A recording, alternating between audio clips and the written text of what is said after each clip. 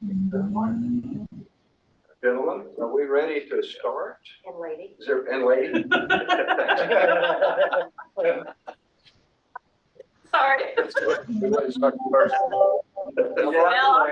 haven't hardly opened my mouth and I'm so hot. This is my last That will not be meeting. the last time either.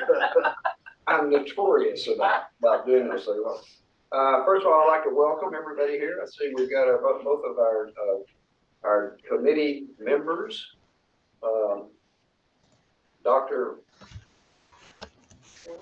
Warden and Mark White, and I appreciate y'all being here and in attendance. I think we have on also here John Beast, our Chief Legal Counsel, and John Park with BlackRock. On the I don't see him up there. They're I don't see him up there. It's Thomas Hewitt, and Amanda White. And I welcome you two also to our quarterly meeting of the Arkansas 525 plan. So I appreciate everybody being here. Seeing a quorum, I will call this meeting to order. I guess the first thing on the agenda is the introductions. I'll introduce myself. I'm Larry Walther. I'm the new treasurer of the state. And I think everybody understands what the circumstances were that led to me being here.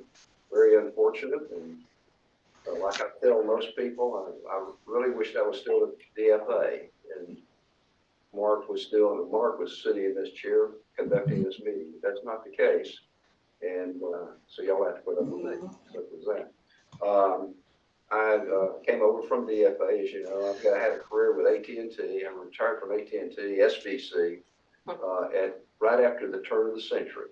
And then I got into a guy by the name of Governor Huckabee decided he wanted me to go to work for him, and I've been in politics ever since, working for 3 governors and 3 presidents over some period of time, and had a wonderful time after I retired from AT&T. It's been just as rewarding as before, and I just enjoy doing something and being a part of something bigger than myself, and I've been given that ability to do it and the opportunity to do it, and I thank the Lord for that. And so that's kind of where I come from. And Ken, you want to tell us Sure, yes, sir. yourself? So Ken Warden, I'm the newly installed Commissioner of Division of Higher Education for the state. Been on the job about 100 days or so now. Happy to be here. Spent the last 26 years in higher education in the state with the Arkansas Tech System, their campus at Ozark, and most recently University of Arkansas Fort Smith. Inch deep, mile wide in higher ed. I think that we've got a lot of catching up to do in Arkansas, no matter which degree or what you look at in education. I think we've got some work to do, and I'm just humbled to be a part of that and try to move the needle for us.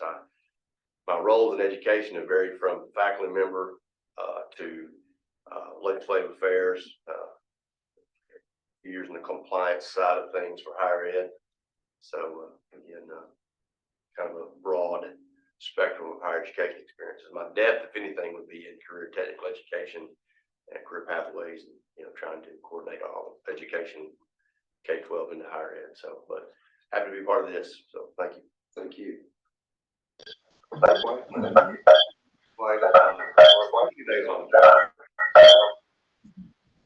Hello? I muted. Yeah. Anyway, so it's about 60 days on the job with Arkansas Teacher Retirement System. I'm new there from previously the Department of Human Services for about 10 years, where we worked through many difficulties, especially those coming from the Department of Finance. No, I love working with Director Walter. He was always so kind and helpful to us. And I know We did well together. they're missing having you in that chair, so they're gonna miss that. But about 20 years of state government altogether, most of it at DHS, but also Department of Education, some other education experience, and so very excited to get more familiar with this area. Thank you, Mark. Now, I've worked with Mark for 8 years or so, and have a great respect for him. Was really excited about him going over to Teacher Retirement So I appreciate you being on this board. And I keep track of what's going on around here. So when I saw your credentials, I was very excited about you coming into higher education, because what you do and your expertise are something that's been lacking, and that emphasis in higher education for a long time. They did a good job years ago, but they're not doing a good job now, in my opinion, my humble opinion. And so I'm excited about that. Also, I'm excited about this part of my job. I've used the 529 plan for grandchildren, and I think I've actually underutilized it, because it was more broader than I really realized. And I'm going to be on this job hopefully for about 16, 17 months, which is not very long. I can't run for election. So that, I reminded myself it's not re-election, because I didn't get elected. Yeah. So I can't run to be elected to this job. So I have a certain time certain, as all of us do in these jobs. And one of the things that I feel like I can make a contribution toward is the education component of the treasurer's office. There are a lot of things going on, but this is one. We've got economic education, I think is important also. And so I'm excited about us doing some things. Additionally, what we've been doing, it's amazing. You'll find out as we go through the day how much money people in Arkansas are investing in the 529 plan. It's amazing. And I was pleasantly shocked when I heard the numbers as to what we were, what's being invested in for the students and for the grandchildren and children of the people of Arkansas. Okay, that's enough of that. We've got a lot of meetings to go on for today. You were provided the minutes from the last board meeting with you. The package that was sent to you a weekish or so ago. And what I'd like to see, are there any changes? You're probably like me. You read them, you don't know a few words there. Yeah. So I wasn't here. Yep, So yep. what do you do? I guess grammatically they're correct. If I could, I'd love to have a motion for the approval of the minutes, and then we'll move to the next thing. So moved. We have a motion and a second. Second. All those in favor say aye. Aye. Any opposed? Okay, good. All right, now we're going to move into the business portion. And I'd like to turn this portion over to the director of the 529 plan, Fran Jansen. Thank you very much. Appreciate it. Had an opportunity to meet both of you when you came in, and also I just wanted to be sure and let you know that the folks who are visiting us remotely, Tom Hewitt is with Ascensus, our program manager. He'll be filling you in on some of those great numbers that the treasurer was talking about. And Amanda White is also with us, and she is with Vanguard, who manages our portfolios. So they'll both be giving a little bit of an update a little bit later on. And then does everybody here know these two behind me? So do you know, you've all met? Okay, I just want to make sure everybody knew. Anything about me, they've got it started. Okay. All right. Well, so at this time in the meeting, I typically just give an overview of some of the marketing and outreach efforts that we're doing with the 529. So every meeting that's kind of, I won't go into everything, but I'll just give you the kind of the high level. This time of year, as is typical, as we all know, is high school football season. So we have opted to sponsor where I think they're calling us the Arkansas Brighter Future Game of the Week sponsor. So for those of you who are used to listening to any of the rural stations, we're on about 40 stations, which according to the station's number, that's over 300,000 listeners on Friday nights. And with that, we get mentions, either Rex, Nelson, or whoever will say, Arkansas Brighter Future Game of the Week is yada, yada, yada. And then this also includes, in the course of the evening, we get 3 30-second commercial spots as well as 3 live mentions. So it's pretty good exposure across the state that we don't reach with some of our other media. So it's a nice balance. The other item I was going to mention, and we're really excited, for the first time, we are collaborating with the zoo, the Little Rock Zoo. If those of you who've been here enough, they used to call it Boo at the Zoo, and it was an evening event, but in the last few years, they've moved it to be a morning event, like 9 to noon on every Saturday in October, or excuse me, the last 3 Saturdays in October. So we were approached about collaborating with them and being the exclusive sponsor. So it's a 3-week, actually a full month's worth of exposure to an audience of parents, grandparents, young children who will be going to the zoo every Saturday morning in October, who will see our messaging. And from a numbers standpoint, the zoo folks said that they typically get about 1,500 people a Saturday. And there are no football games to compete, at least not between 9 and noon. So we're good. And we have signage, a lot of visibility. So again, that's an audience that we're excited about because it's younger kids. The last thing under promotion is we tried something new this year. So one of the ways that we really encourage families to put money into their 529 is on a recurring basis. So to sign up to have, such and such amount on a monthly basis or a quarterly basis. And we took a stab at the month of June doing a promotion, because that's typically not when people are thinking about education, and funding their 529s. It's right now, but we thought, let's just try it. And so what we did is we worked with the census on an incentive campaign and said, okay, just during the month of June, anybody, if they have an existing 529 that is currently not set up for recurring, so, so existing people could do it, or if somebody opens a brand new 529 and elects to do recurring contribution, we're going to, quote, reward them by putting $25 in their account. So we were going to do it just for the first 100 people. Had no idea if, we'd even be knocking at the door of 100. And obviously, if you do the math, that's a $2,500 investment.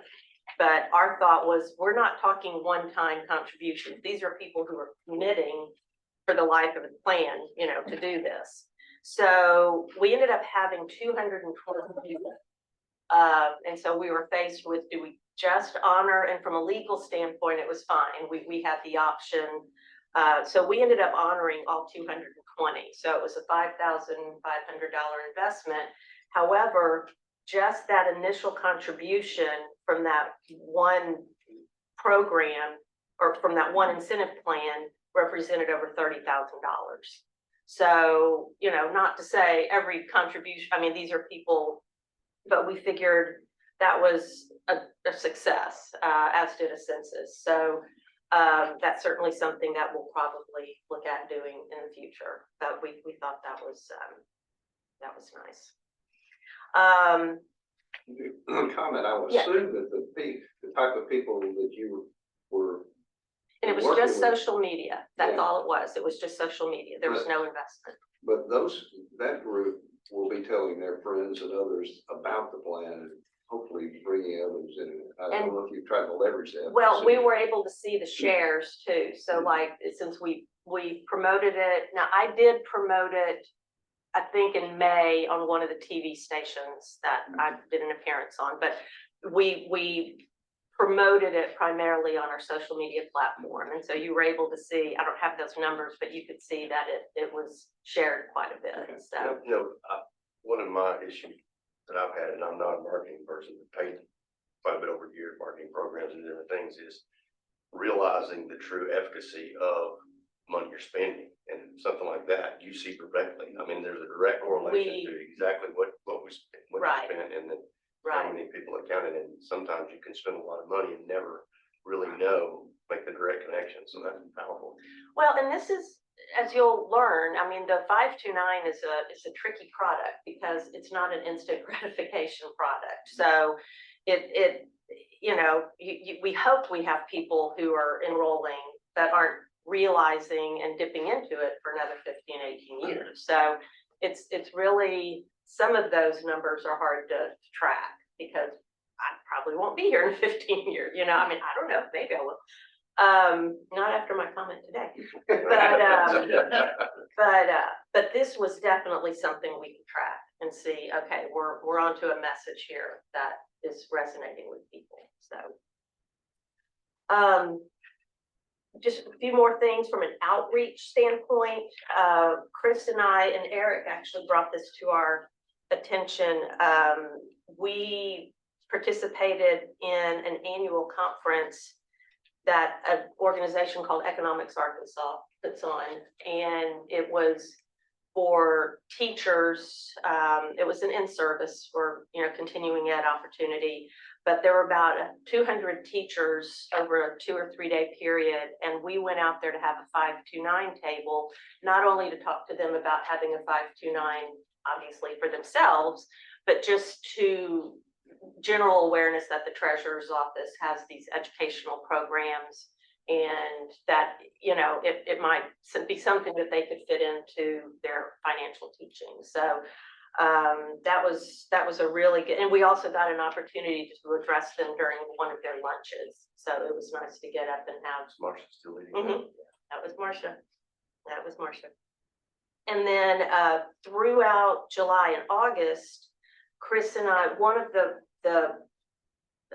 hallmarks of the plan of the 529 is that state employees can elect to have payroll deduction from their paychecks or payroll deposits. So Chris and I have kind of taken our show on the road over the last few months, and we've sat down with HR directors or representatives at various state agencies to just remind them that this is an option and ask for their help in making sure that their employees know about the 529 and clearing up some confusion about the 529.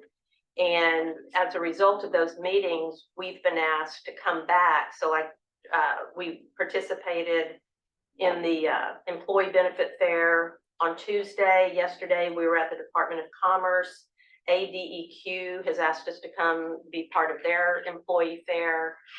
Next week, St. Bernard's Hospital in Jonesboro, we're going up there to meet with their folks in October. And then the Office of the Courts wants us to come present to like a couple hundred people at the end of October. So we're really, we've, I think, in all met with like 65% of the state agencies. So it's been very fruitful. And then last, Chris is going to participate in the Society of Human Resource Management. It's called SHRM. There are about 500 HR professionals and we've heard that those are very good meetings. So he's going to go in October to that conference and meet with HR folks that represent some of the businesses around the state to make sure that they know about the plan for their employees. And they touch all the employees and all of their companies. Yes. Yes. Good. So any questions about any of that, or? Good plan. Thank you. Now, moving on is the approval. So there's some approvals that I'll need to get going forward. So I believe Chris has been working with the three new members here. And so from a formality standpoint, we need to have a formal process where you all are authorized, and we need to remove Stephen, who's been temporarily the only signer for our checks for the accounts of the 529. So I'd like to ask for a motion from somebody to formally remove Stephen. Sorry, that sounds awful, but to remove Stephen and then he probably doesn't. Yeah, to formally remove Stephen, but then add the three gentlemen as official signers for the Arkansas Tax Deferred Tuition Savings Program Administrative Bank Accounts. So do I have a motion? As it affects us, are we okay to move? Yes, Yeah. I double checked with the banks. One of y'all can make the motion, and somebody else can. So second. I'll second. Any discussion? All those in favor say aye. Aye. Any opposed? Thank you. And then after this meeting, Chris will just need your signatures. Then in front of you in your board packet, you'll see the list of checks and invoices or that we previously issued. And if there are any questions, we're happy to answer them. Yes. It looks like one check's recorded twice, once on July 13th and once on August 7th. Check number 1644.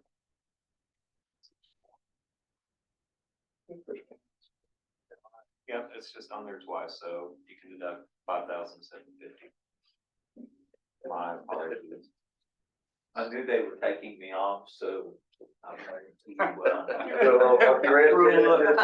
Real little thing my way. Just a little parting shot. There you go. Rest Thank assured, you. they were only paid once for that invoice. Yes. If y'all want to see, I got great records. So, Thank you. great catch. The payments to First Security Bank, I assume that's passed through the mileage and with. That's for our travel card. So for like the conference that he'll be going to. Okay.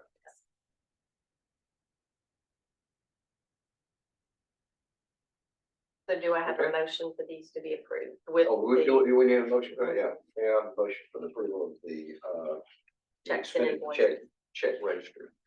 Make a motion. Second. All those in favor say aye. Aye. Any further opposed? Thank you. So approved.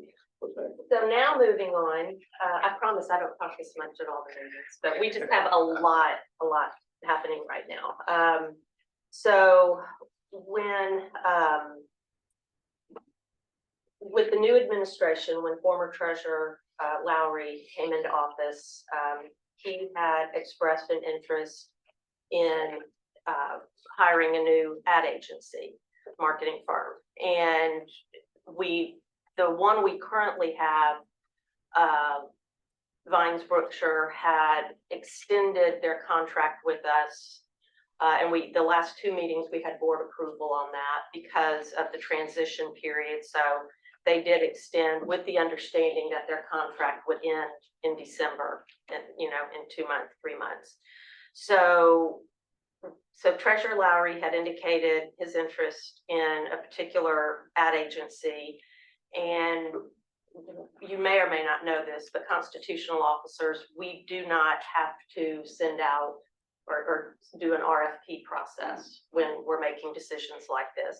However, after consulting with Stephen and Eric and Heather, we felt like we wanted to be sure that we were still doing a process where we were vetting and checking into other agencies for a number of reasons, but among them, because we are stewards of Arkansas account owners' money and all account owners' money. So we wanted to feel comfortable that the agency we were going with knew what they were doing and would, be respectful of that relationship. So former Treasurer Lowry had indicated Communications Group, and that's Dan Cowling's organization, if you all know them. And we also invited the company that does our social media right now. It's a company called Brand Catalyst. And we invited them to pitch along with another company in town to offer the marketing support, which is called Gadati Communications. So those of you local, I don't know if you know Natalie. So we had presentations from both Communications Group and Natalie and Brand Catalyst. So, representing two different agencies. And Chris, myself, Eric, Stephen, Heather, we went to these pitches. They were, about 2 hours long. And at the end of the day, we really feel like Communications Group had a good handle, on the program and what our goals were. Not to discredit the other folks, they did a tremendous job as well, but in terms of some of the vision that we feel like they have and understanding, and one of the benefits that we all collectively agreed was that they have worked with communications group, has worked with like 40 different state agencies and departments on other grassroots campaigns. So knowing that we don't have an unlimited budget, and we just saw that as a definite plus. So in order to move forward, we needed board approval on hiring and making the decision to hire a communications group. Who is the company that's doing it now, Vines? It's Vines Brookshire, and they have been with the plan since, I think, 2019. And we've enjoyed working with them, but we feel like, you know, it's almost like the planets are lining up. We have a new administration. The plan has changed so much in the last few years, like you alluded to, not even really knowing that you could have used it for trade school and technical school. So it's almost like the time is right, and they do understand that Vines does know that we were going to be in this process. Did Vines pitch again? We did not ask them to. Gotcha. We just felt like it was, Time for it. it was just time for something with the approach. What's the term of the new contract? The term would be, it's an annual, and Annual. we'll go over here in just a second, our proposed budget for Oh. that, but it would be for 1 year with, you know, an option. But there will be a 30-day exit clause. So if we got in the middle of it and We're not happy, they're not happy. it doesn't have, it's one way, and we can exit, which is typical of state government. Another thing that we haven't talked about, and all three of us being new, the budget that we have for the 529 and Able and these other plans come from a percentage that is taken from the corpus, and it's a real small percentage, but there's no general revenue that goes into what we're doing here. And we're, like we've been doing for several years in a row with state government, we're also forecasting a surplus. Mhm. We're not spending all the money, which is a smart thing to do. So we got a nice reserve built.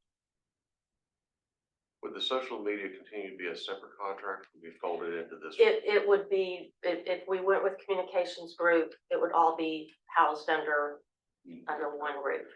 Was there a reason why those were separated out previously? I think when Vines Brookshire came on board, they did not offer that as a service. And the company Brand Catalyst is Northwest Arkansas based company that I wasn't here then, so I don't know who knew who, or, you know, who knew their reputation, but they were brought in basically to complement each other, and, you know, services that, and likewise, Brand Catalyst didn't offer what Vines Brookshire did. So we would, and honestly, some of our issue was that you would have left hand and right hand, and there were some meetings where we felt like we were having to repeat and remind, and I think some of the benefit of having one vendor will be welcome. And Mark, thinking about that, I've been watching this for 8+ years now, and we in state government are getting more savvy with regard to social media and its use in our marketing campaign. Us old guys are a little reluctant. I understand an ad on TV. I don't quite understand the impact of the one that I get on my iPhone and the computer. So, but we're doing a lot better job, I think, now. Right. And that's statewide. I'm not just saying, I don't know about here, but that's kind Well, of, it's the whole industry. We've had to stay on top of it and in a secure way. and these companies are starting, not starting or haven't started for some time now, adding to their repertoire of things that they do for people like us or organizations like us, where they're creating their own social media component of their ad agency. Mhm, mhm. Okay. So what are you asking for us to do? So we are needing a motion to, either to table it and have further discussion, or to formally accept the recommendation. So you're asking us for a to approve your recommendation for Awarding the contract to awarding community. to communications. So do I have a motion for that? And do I do, all right, we have a motion, we need a second. All right, is there any discussion or any additional questions? I would, from what, I've only been here for a little over a month now, but in my discussions with Fran and the team, I would consider this a competitive bid, which I feel much more comfortable with. We did a competitive bid, and that's what we're gonna go, that's what we're recommending. Okay, any additional questions? All those in favor say aye. Aye. Aye. Any opposed? All right, your motion passed. Thank you. And then the last thing, and then I will be quiet. Yeah, let me get some more, is the budget. That is in front of you. It's, Christie, you want to hold that up? Yeah, absolutely. Y'all showed me this week and a half or so ago. As you can see in that green box, that's where we got surplus projected. So that last row. So just a few highlights here. The third item, the marketing expenses, that is the line item that you'll see is cross-referenced at the bottom there. That is what we are looking at allocating for our new ad agency. And the breakdown, traditional, and by that we mean the TV, print ads, as the name implies, social media, obviously Facebook, Instagram, and then radio spots, i.e. like that rural Arkansas Friday night. And we do and have had a lot of success with certain stations around the holidays promoting a feature of the 529, which is called YouGive, which is where people can give, can directly deposit into an account. Looking back up, you'll see under programming, Invite Education is a company, or it was a kind of a consortium of, I think, Department of Higher Ed was in that with us. It was a contract that existed a few years ago. On paper, it sounded great. Execution was not so great. So we opted not to renew. It was more or less an online hub or a website where you, as a parent with college age kids, I could go in and see a college calculator, and I could research scholarship opportunities. And then, oh, by the way, here's the 529 that can help make up the difference with what my kid's not getting in scholarship. But just through a series of either there being better products out there or more people doing it, it just never took off. So we opted not to renew that contract. Is Alicia aware of that? You know? Yes, we consult, Alicia was on, she will vouch, She's yeah. in. We met as a committee. Right. We had meetings like this, and the committee was all in agreement that no one was really getting anything out of it, Cool. so. Very good. And then mobile technology, years ago, there was a contract with a company called Central 25, and proudly, Arkansas was the first 529 to have an app, a mobile app. But there were just some issues with the execution and development of it, and we opted to end that contract with them. And as we were in the process of doing that, a census developed their own mobile app, and their price was rolled into what we were already paying them to be our program manager. So there's no additional cost. It's an excellent product, and there's cross communication between, they have what they need behind the scenes from a technical standpoint, whereas before with Central 25, there was some hesitancy to share information, even though it was our account owners. So that's, what is that, like $95,000 that we would not be spending going forward. Thank you. Do we need a motion to approve the budget budget. for, and I guess this is the budget for the year we're in. This Yes. is, yeah, this is for fiscal year July 1, 2023 through next June. So yes, we've been operating, we sought approval with the extension, with the former treasurer. We had approval, and the board had approved just to get us through until this meeting. And plus it's a reduction in expenses too, okay. May I have a motion for the approval? So moved. Need a second? Second. All right, any questions? Hearing none, those in favor say aye. Any opposed? Motion approved. Okay, So just, pardon my ignorance. No, Are we the only three voting members? Yes. of yes, this? we are. Okay. Yes. That's why we're always looking. Well, I thought, you're feeling I was giving, but making an awful lot of motions in seconds. I just want to chance. It's Why it's kinda- important for you to be here. I understand. Okay. That's So kind of like our facility committee, it was just three of them. Our head of department head, me and ADFA. So what is our net yield on our percentage off of the corpus that we have to operate on? That's a great question, and I don't have the answer because I don't have the program description in front of me. And I'm sure it changes based on where the total fund is. Yes, yeah, we try to have that conversation with the census every so often about reducing our fees, so, the and they're total, on the call. so yeah, they the can total understand. administrative fee, and Thomas, feel free to chime in, Amanda, you as well, because it concerns you. So we charge the account owners a annual account maintenance fee. I Mhm. believe it's currently 0.053%.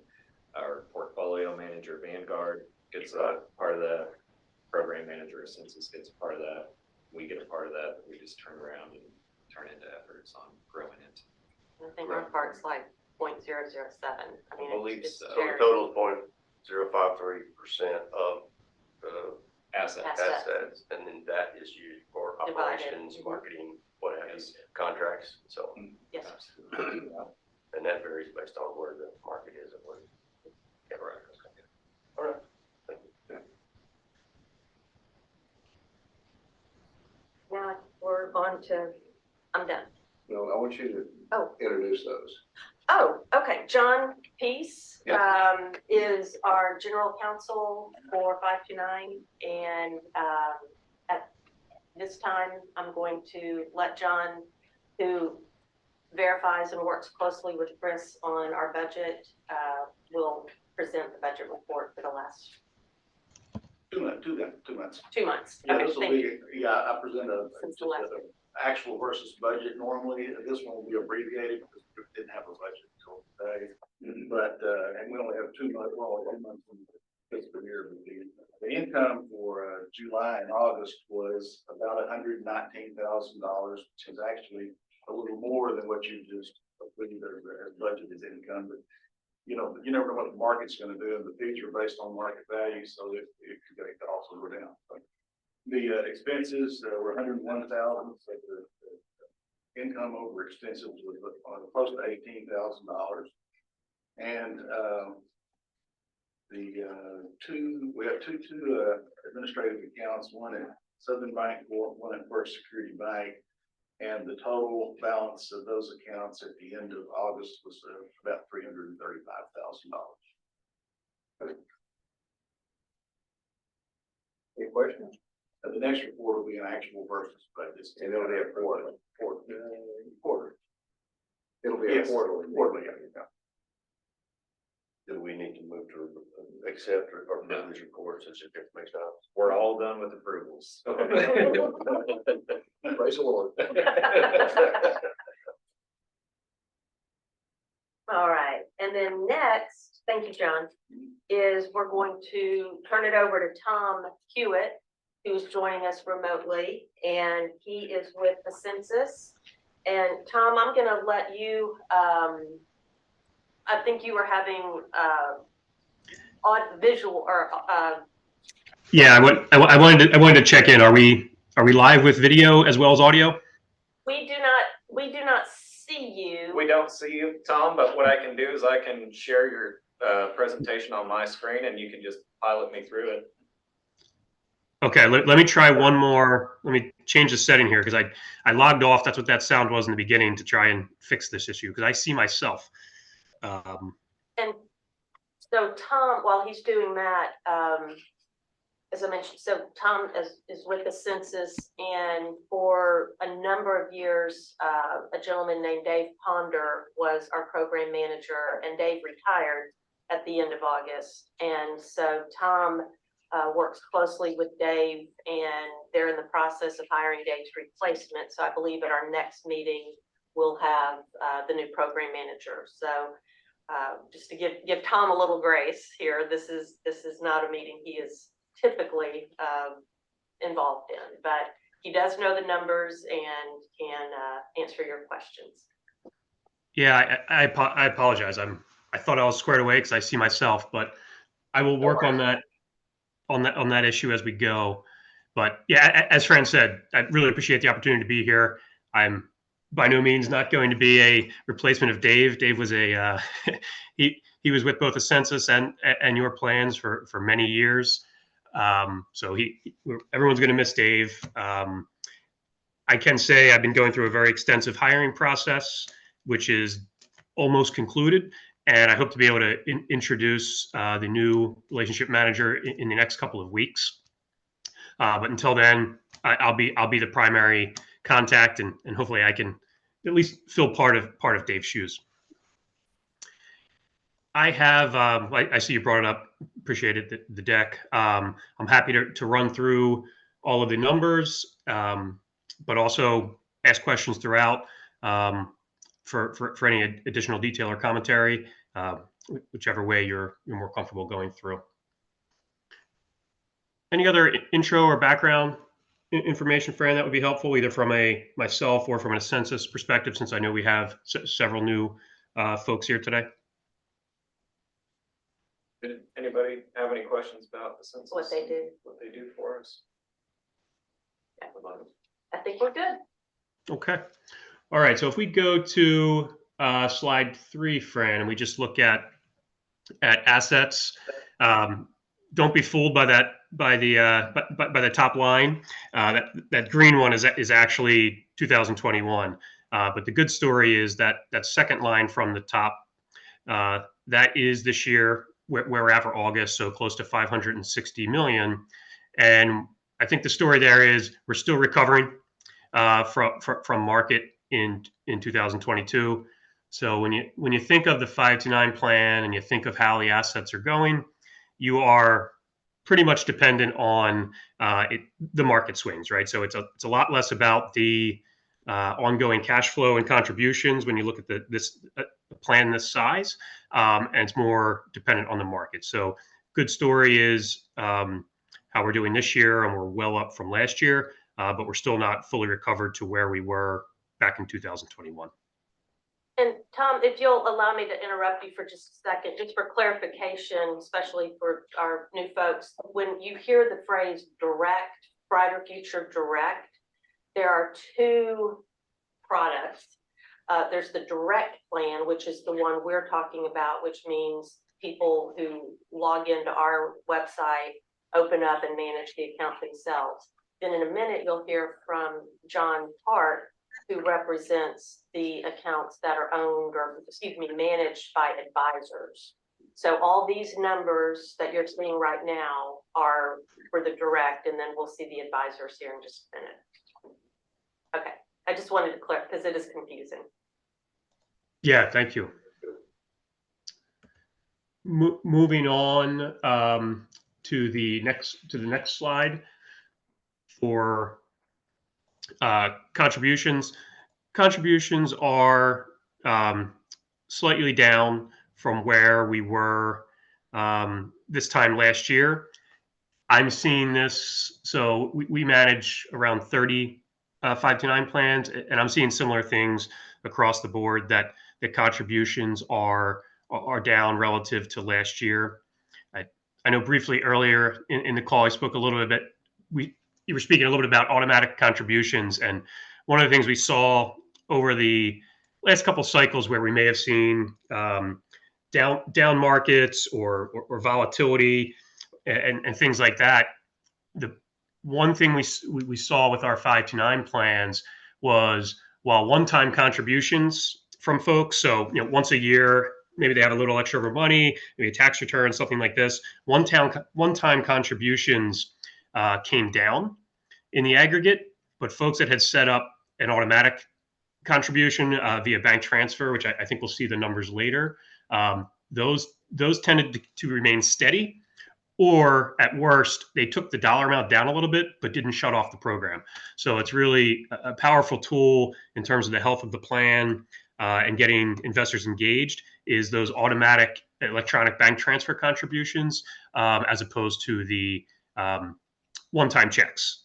In aggregate, one-time checks is still a greater amount, but it's a stickier process and better to ensure the clients are contributing over time if they do set up that automatic transfer.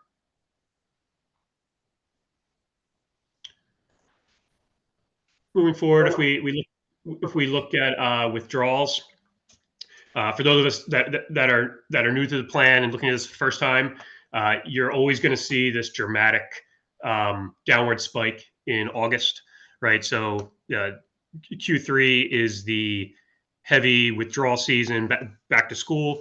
So you're going to see those larger spikes in that July-August timeframe. So that's nothing to be concerned about. These are folks that are using the money for what it was intended to. They're sending this off to the schools. It's not rollovers out or transfers elsewhere. This is folks using the funds during the seasonality of when college tuition is due. Do you think there's an impact on the inflation that we've been experiencing for the last year and a half? That we're like, I'm looking at August. This year is significantly higher than the other months, than the other years. Meaning, one observation could be they don't have as much disposable income, so they're having to go to the 529 plan to supplement their college tuition and expenses. Yeah, I think that could be part of it. I think we see more impact from the inflation on the contribution side. Less dollars left over for contributions. The 529 really tends to be, it's not the first place that you put your extra cash flow. So if your everyday living is costing more, the ability to go beyond everyday spending, then potentially for retirement, saving for a car, the 529 tends to be lower on that list. So I think we see the impact of inflation a little more on contributions. The withdrawals, I'm not sure what the main drivers are. To your point, maybe if we had that, since we had that down market in 2021, folks were saying, hey, maybe let's hold off till year 3 of college to withdraw and see if we can earn some of this back since we lost. That could be one of the factors. I think if you go back a couple of years when there were less folks actually going in for live classes and things were virtual, tuition costs were down, so we saw smaller withdrawal amounts in those years. But I don't have concrete data yet on why this year's spike is even higher. There may be a larger beneficiary. So beneficiary means what student the account is being saved for. This could have been a bigger year for, say, 19-year-olds, meaning they had more folks using it for the first time. There's a number of factors. There's also a bit like counterintuitive, but when you have more withdrawals, it's actually a measure of success of the plan, right? So Yeah. people have been saving money for a long period of time. We're coming out of a period of a prolonged bull market for, 10+ years. We had tremendous market growth. And these plans have only been around for 20+ years. So you have people that have been saving money for quite some time. The market has been obviously contributing to help those plans appreciate and the savings appreciate. And they're reaching an apex now where the child is, reaching college age and they're deploying the assets. And, most people, you look at the plan averages as far as account size within, both of the 529 plans in Arkansas, right? People don't have enough money to pay for their full college tuition. So whatever they have in their account, it's being 100% depleted, right? So money that's been saved for a long period of time, that's been growing for a long period of time, now is being deployed. And you'll actually see that the more success that the plan has signing individuals up and the longer period of time that they save, you're going to actually see, those withdrawals actually increasing over time, And- assuming that the market cooperates, right? And the more qualified expenses, Yes. every few years we get a new qualified expense. Right. That's allowed there. Well, to your point, it's not just the number of withdrawals, it's the amount of withdrawals. Yeah. So you got an increased amount. If we have, corollary or not necessarily causal, but looks like we're gonna have an uptick. Our preliminary numbers will be out. They were due yesterday to us. We'll do all the math checks on that, and they'll probably publish those over the next week. So I think as a state, we're gonna be up a little bit as a whole in participation rates. So we've got more people participating in higher ed than they were. 2 years. last There's year. been some increases. It hadn't been that way for the last. Had been that way for last Yeah. Mm-hmm. Okay, good. Thank you. Yeah. All right, what's next? Slide 7. I'm sorry, slide 6. Yeah. So, yeah, if you go back and thank you. So net flows, don't be alarmed. Again, when you look at this at a quarterly basis, and you're seeing June relatively strong, and then July and August the big drops. This is the net flow numbers. This is exactly what we would expect to see, given the conversation we just had on withdrawal season when the funds are leaving the plans. On the positive note, if we look at your plan for the entire year, net cash flow is positive. So I believe it's slightly over 8 million net positive for the year. If I look across all of our plans, we are well in the aggregate negative cash flow. If we look at everything year to date, so I would say from that regard, your plan is doing quite well, and this Q3 drop is to be fully expected. Should that be 877,000 rather than 877 million?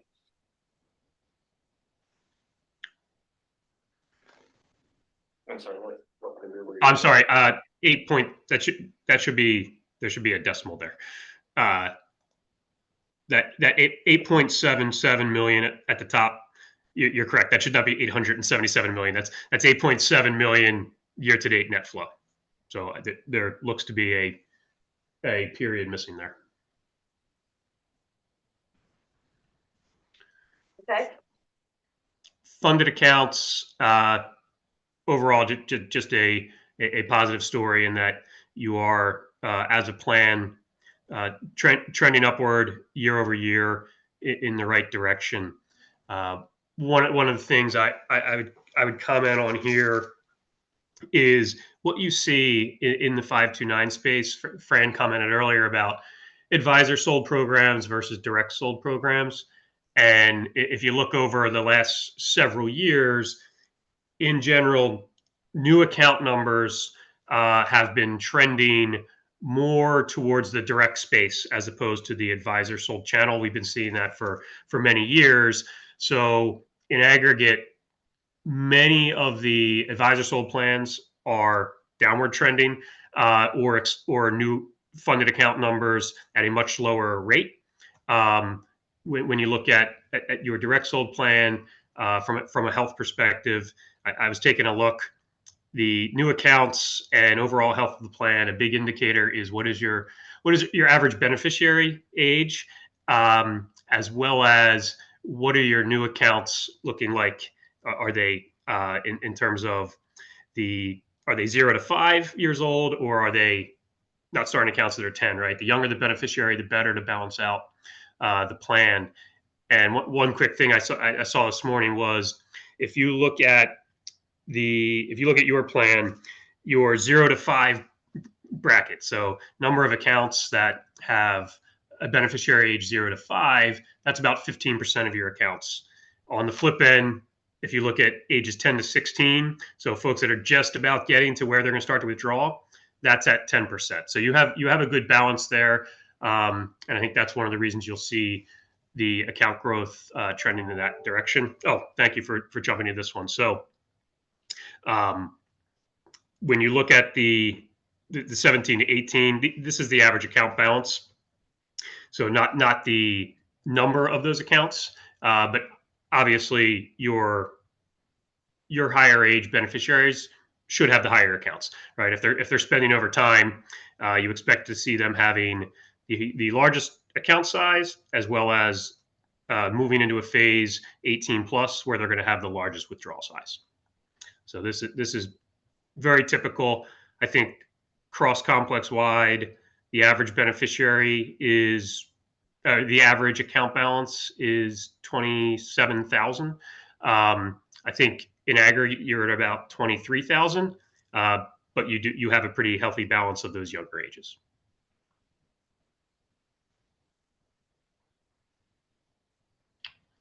I know I jumped ahead of you, Thomas, so let me know where you want to go back to or what you want to go to next. Yeah, you can, I think go back real quick. We did funded accounts, so go back to slide 8.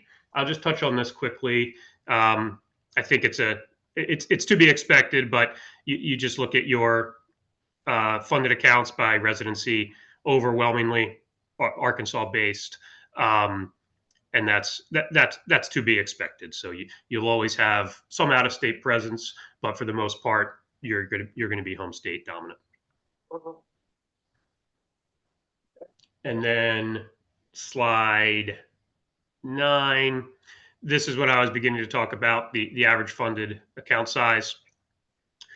At its peak, you're up around 18, down around 16,500 now.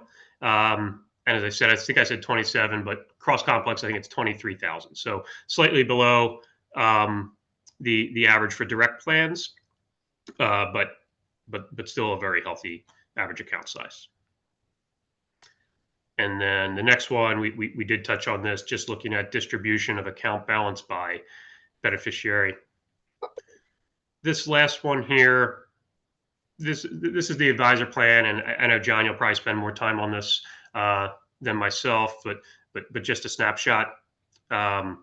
677 million assets as of the end of the month, roughly 17,000 accounts, and much higher average account balance than you see on the direct side, which is also typical.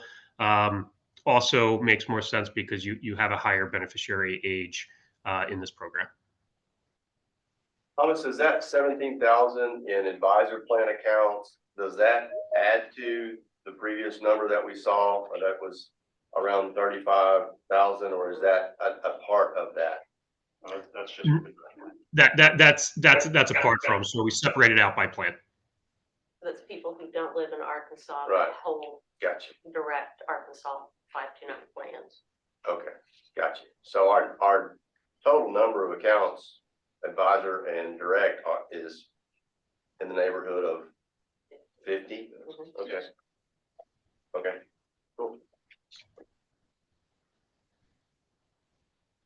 And then the last slide, this is just a quick summary of a couple programs that we offer on our platform that to me, it's always amazing to see. The first one, UGift. So UGift, there's a technology base to this in terms of ease of use and how folks can interface to provide a gift to an account. But I'm amazed. You've seen 12 million in contributions from gifts. So whether it be grandparents or giving to a niece or a nephew or a friend, $12 million in gifts into the 529 is such a large amount. Plus another almost 5 million in the advisor. If you look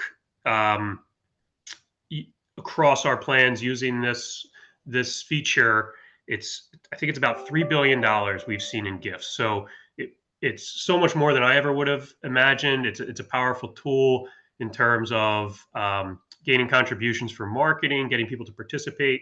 And I think this number will continue to grow, especially with younger new account holders that are much more comfortable, as it seems, asking for assistance and using technology, getting gifts for college, for call it birthdays or other holidays. I think this is a trend we will continue to see.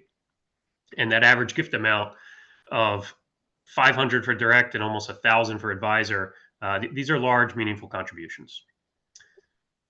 And then the final thing, Upromise, this is another one. So we've historically always had an option where if you are part of the Upromise savings program, there are cashback rewards through a credit card or through shopping, where they'll take a percentage or have other incentive programs where if you go and purchase something at a grocery store or somewhere else, they'll send a cashback 1% number, and sometimes they'll have spikes in those volumes, and they'll sweep it right into your 529 account if you have that linked.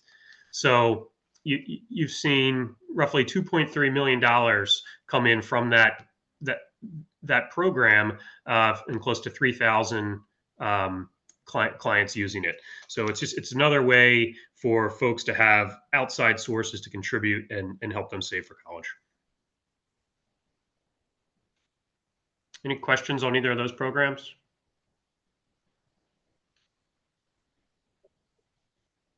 We're good. All right, Tom, thank you very much. Appreciate it. Yeah, and again, I apologize for the video problems. No worries. We understand. So moving on, Amanda with Vanguard is going to join us now to walk through our investment review. You there? Amanda, can you hear us okay? Me? Your audio is breaking up a little bit.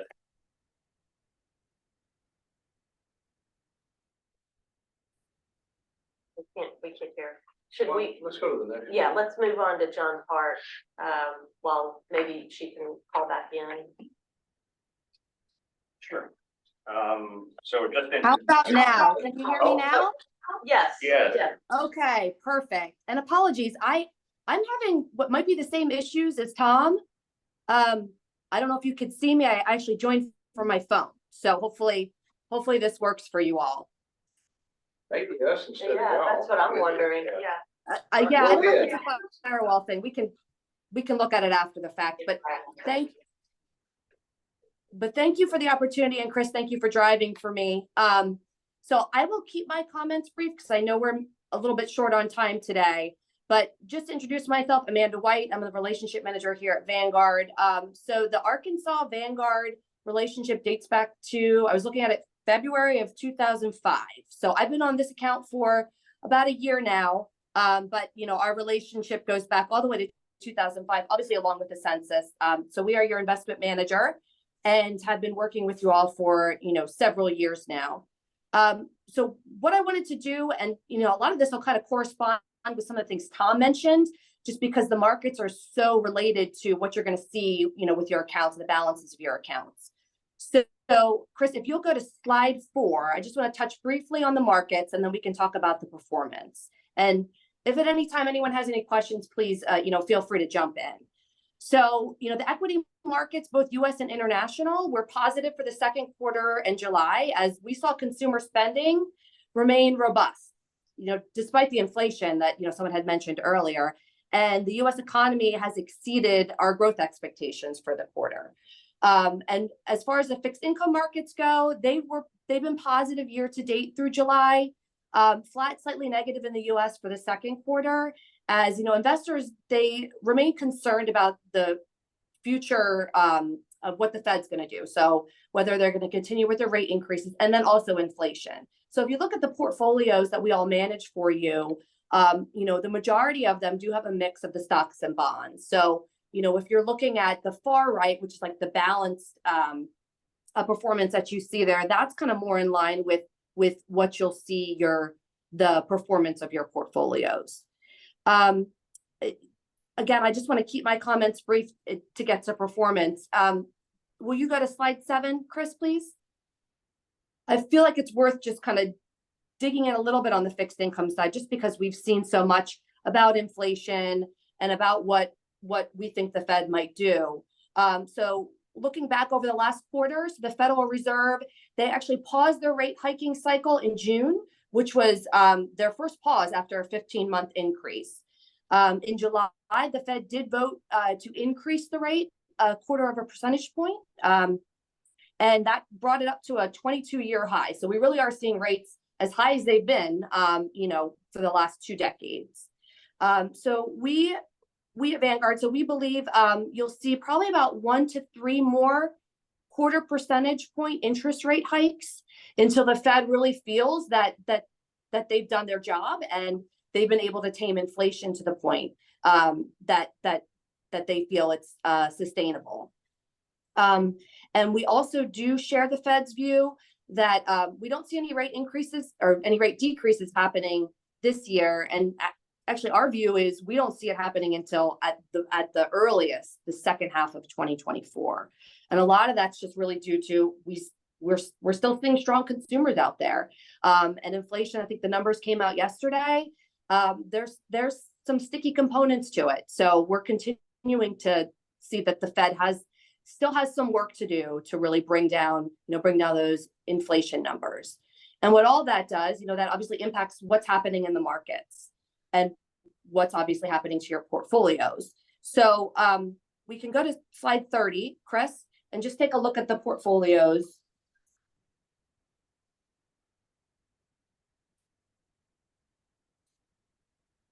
So the products and underlying funds performed as we would expect, given what we've seen in the markets so far this quarter and also year to date. So performance numbers for the equity and the mixed portfolios, so those portfolios that have stocks and bonds, were positive for the year. It's a much different story than we saw in 2022. I think Tom had mentioned this. There was, the portfolio, the markets, they took a hit in 2022, and these portfolios stalled as a result. But this year so far, with the positive equity markets, we've seen, positive returns in those equity-heavy portfolios. The fixed income portfolios, they're starting to realize the benefits of those higher interest rates, really in those year-to-date numbers. However, they are still feeling the effects of the rapid rise in interest rates that we saw last year, which negatively impacts the bond portfolios, at least initially. So I'm going to pause there. I know I said a lot, but I do know we're tight on time. So I'll pause for any questions. If anyone has any questions on the portfolios, happy to answer them. Do you have any questions? I think we're good. Okay. Thank you. Thank you. John? Yeah, so to introduce myself, I'm John Park from BlackRock. I've been with the firm for a little bit over 12 years now. Before that, I was with Citigroup, Morgan Stanley, and Smith Barney, managing different 529 investment product businesses. But since I've been at BlackRock, I have been helping to manage the college savings 529 and government savings programs that BlackRock is a part of. John, where are you located? I'm located in New York. Okay, good. Yeah, my office is in Manhattan, but I live on Long Island, which is about 45 minutes east of the city. I usually don't spend a ton of time on performance, just really provide a broad overview because of the fact that, similar to Vanguard, essentially the iShares investment offerings, which are all the underlying investments within the advisor sold plan for Arkansas, are all based on broad-based indexes. So they're not actively managed. These are all well-known index provider-based products. We don't choose the investments. Clients choose the investments. The account owners ultimately choose, what their asset allocation is going to be in consultation with a financial advisor, right? So this plan, unlike the direct sold plan, as Fran mentioned, you go to a for the direct sold plan, you go to a website, you link up your bank account, you choose your own investments. For the advisor sold plan, it's all intermediated by a financial advisor. So you have somebody that's a financial professional that's helping to guide the portfolio lineup decisions, if you will, or choices that the individual is making. As Tom pointed out, the balances in the account were close to a 40,000 average account balance within the advisor sold plan, which is actually one of the highest in the country, believe it or not. So, speaking to that, with college tuition and expenses as high, as they are, $40,000, even for one of the most successful programs, is just not going to cut it in terms of, your full paying for your full expenses, right? But every bit that you can save, obviously, is a huge advantage. And, why the assets been growing so rapidly in Arkansas? Well, a few years ago, the state introduced legislation that gives Arkansas residents a tax deduction and incentive to invest in the 529 programs, right? So you get a higher deduction in the state of Arkansas than if you invest in an out-of-state program. So that has actually been a huge catalyst to grow assets within the state. And additionally, BlackRock also introduced some additional share classes that opened up the plan for other types of financial advisors to be able to sell the plan. Before, it was just a fee-based share class with no sales charge that registered investment advisors can utilize, and the plan was growing. And then we also launched what we call brokerage share classes, which are your traditional loaded share classes. And that opened up the plan to a whole much broader range of firms to be able to sell the plan. And it really accelerated the growth of the plan. So to get into the deck, as I mentioned in slide 1, this is just brief, slide 2, I should say, brief overview.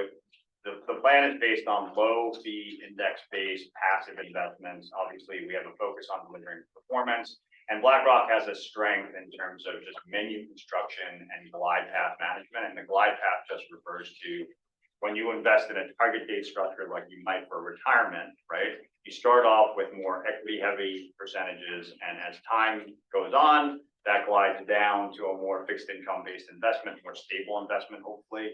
And you take risk off the table as you need to deploy the assets, right? So hopefully by the time your child is reaching college age, in what we call the college portfolio, where the allocations just kind of glide down. And for a graphic illustration of that, you will find that on page 5. You'll see that it starts off much more equity heavy, and then towards the end, you're mostly in fixed income and essentially cash types of vehicles. So when you're ready to cut that check to the school, you don't want to basically be losing any money, right? So that's the whole notion of that. So if we jump to slide 4, as I said, the concepts sort of underpinning the investments are that we're trying to offer some of the least expensive building blocks to construct portfolios in the industry.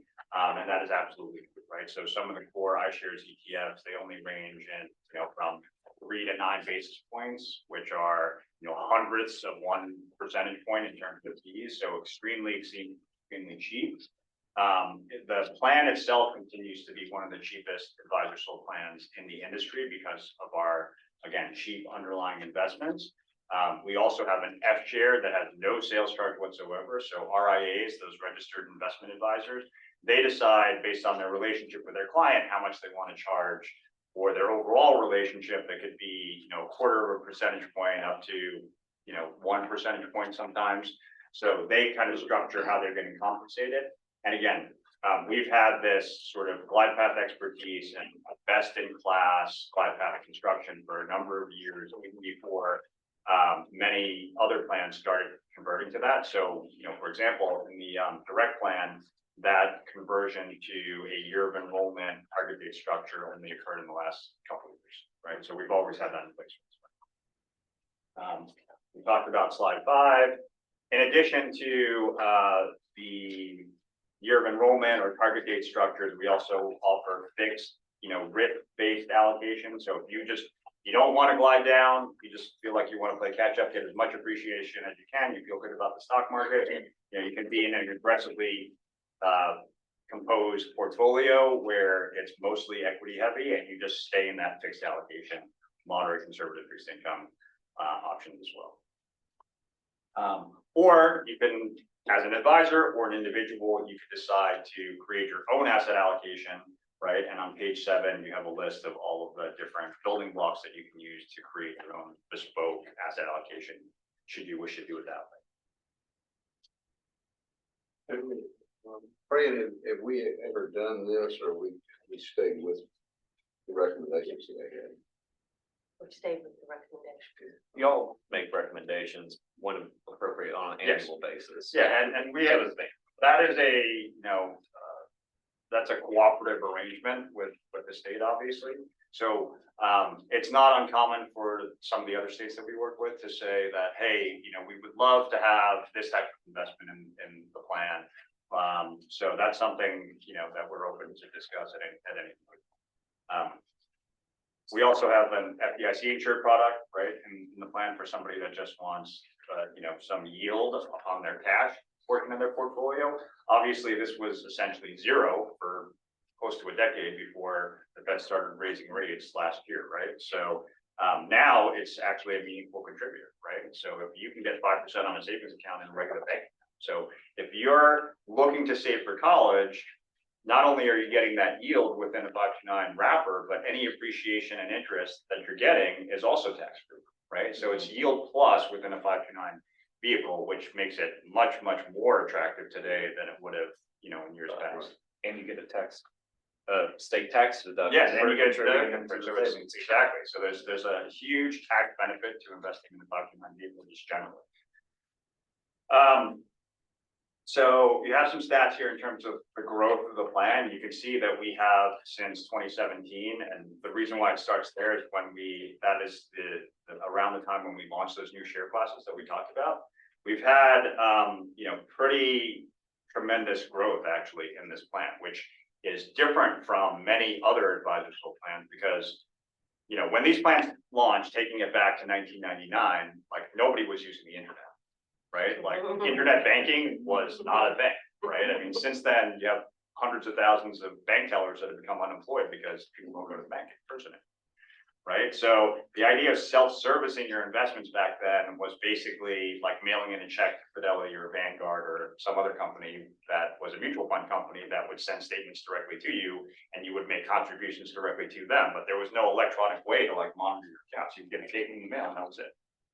Right? So that all changed with the advent of the internet. So as Tom mentioned, a lot more people are comfortable self-serving. So there's tended to be a flow toward the direct side of the business. But you can see based on the growth here from close to 400 million in 2017 at the end of 2017 to the end of 2021 when the market was sort of like at its apex, you know, the plan increased to almost 700 million.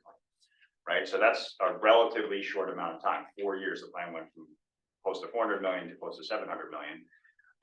Obviously, 2022 from, you know, May of, you know, 2022 to the beginning of this year, the market went through historically actually unprecedented correlated, you know, correction where you weren't safe in fixed income and you weren't safe in equity, right? And that hasn't occurred for 40 plus years.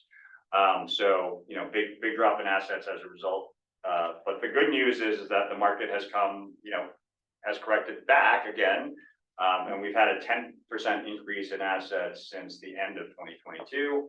Hopefully, you know, the markets cooperate, we'll be knocking on the door of, you know, where the high water mark for this plan.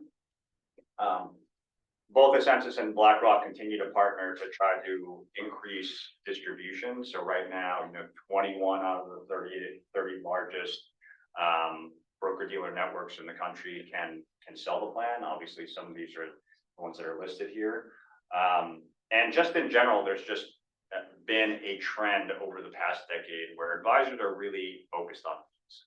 And that started with the Great Recession in 2008 to 2010, right? Before that, we had also had another unprecedented period of growth. And when markets are doing really, really well, people see their statements increasing and they don't really read the fine print that much. I mean, that's just human nature. So, you know, the fee regime that most asset managers had and just people were familiar with, they were pretty comfortable with it because the markets were cooperating. But what happened after that time period was that, you know, everybody was trying to squeeze as much performance out of every investment dollar as possible, and there was a much, much greater scrutiny on fees, and across the industry, you know, fees just started coming down. And as a result, this trend toward index-based investing versus active management really started to grow. And as a result, like this plan has benefited from that as well, because that's all we have in this plan. So that's been a big plus. The trend toward using other asset classes instead of just, you know, your traditional equity asset allocations and fixed income asset allocations, that has also increased. This plan has been a beneficiary of that. We've had a real estate, for example, portion of our asset allocation within our target dates for ever since this plan has existed, which now some plans are just starting to add that today. So that's been a huge plus. And as I mentioned, the tax deduction, you know, that elevated, so that really accelerated growth within the state of Arkansas. And that's just been a big boom to the plan in general, right? So what's going on in Arkansas?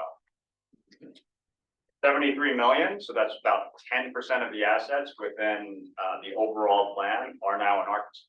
That number was much, much smaller 3 or 4 years ago. The asset growth is actually higher in Arkansas than for the plan overall, so we've had a 12% increase. We have 59 different firms that are selling the plan in the state of Arkansas. That's a 4% increase over last year. You know, you see the list of the financial firms on the right side. Edward Jones was with close to 200 advisors selling the plan inside the state.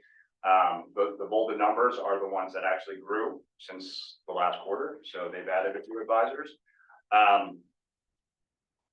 4,076 accounts, so that's 4% growth year over year, and the average account size within the state is close to 18,000.